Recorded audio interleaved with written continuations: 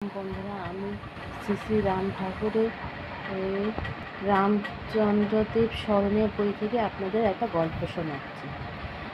ঠাকুরের যখন 8 বছর বয়স, তখন তার পিতা শ্রীযুক্ত রাধামাধব বিদ্যালঙ্কার মারা যান।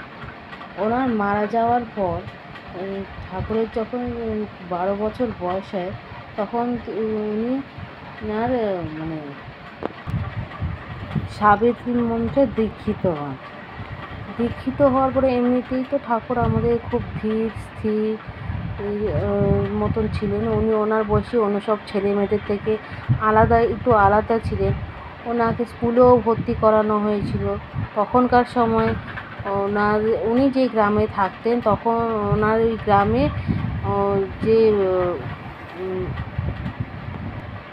যিনি জমিদার ছিলেন, তখন ওখানে একটা ইংলিশ মিডিয়াম স্কুল উনি খুলেছিলেন।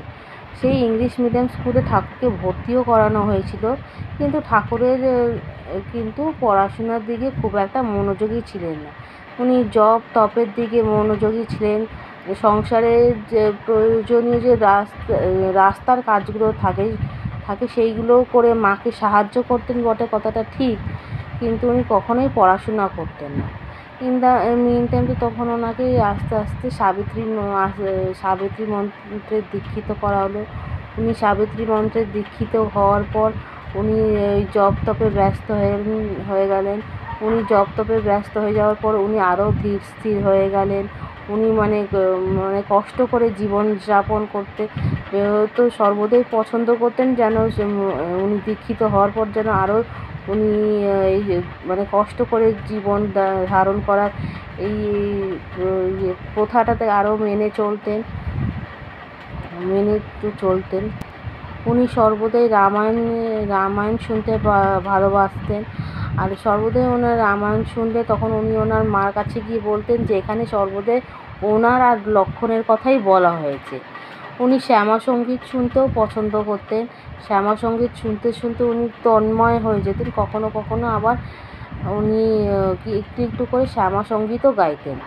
এই করতে করতে আস্তে আস্তে একদিন এরকম আসলো যে উনি ঘর ছেড়ে গৃহত্যাগী হয়ে নিরুদ্দেশ হয়ে গেলেন। তো নিরুদ্দেশ হওয়ার পর তো ওনাকে তো খুঁজে পাওয়া যায়নি। আর বেশ অনেক দিন যাবৎ ওনাকে আর খুঁজে পাওয়া যায়নি।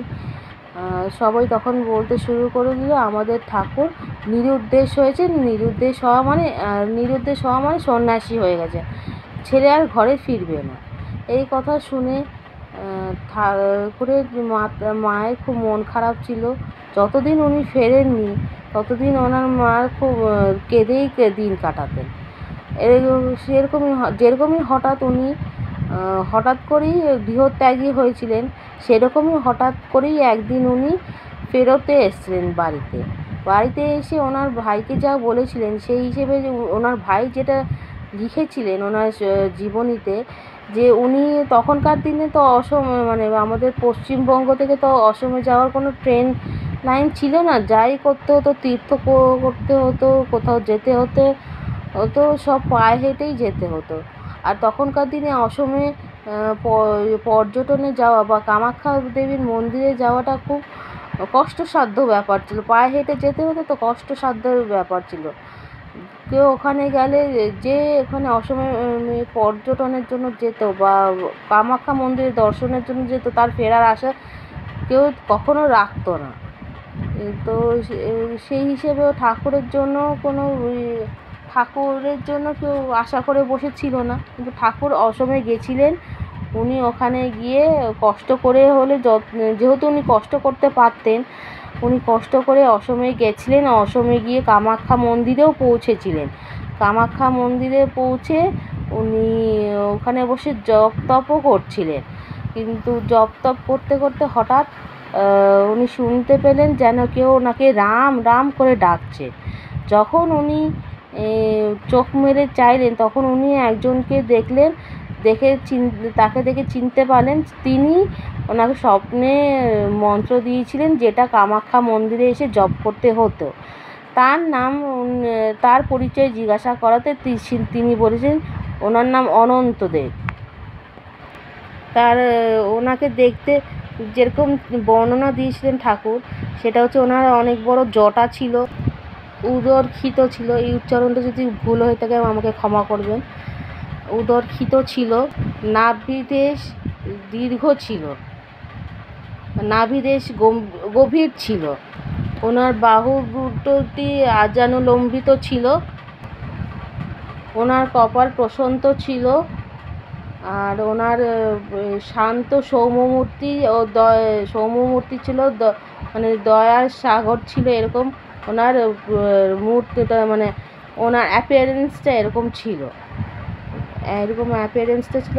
আজকের গল্পটা এইটুকুনি। আমি আবার নতুন একটা গল্প নিয়ে আপনাদের সাথে দেখা করব।